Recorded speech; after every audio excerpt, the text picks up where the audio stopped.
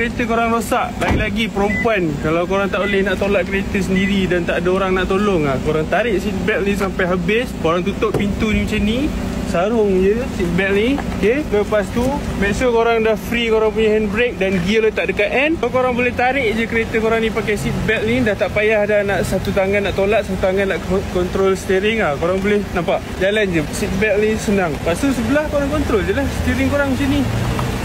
Kan senang macam tu.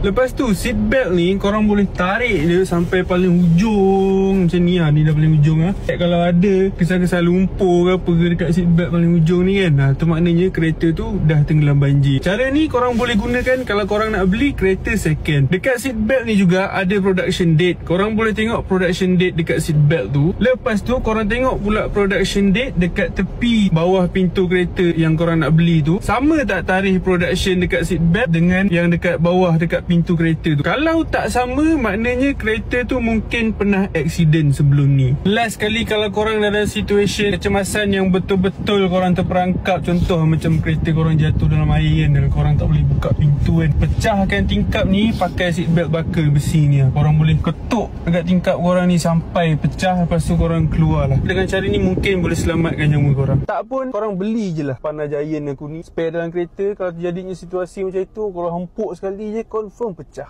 Berguna kan seat belt ni, macam-macam situation korang boleh guna seat belt ni. Yang penting bawa kereta pakai seat belt. Dan korang kena tahu seat belt ni function dia bukan untuk masa bawa kereta je, tapi kalau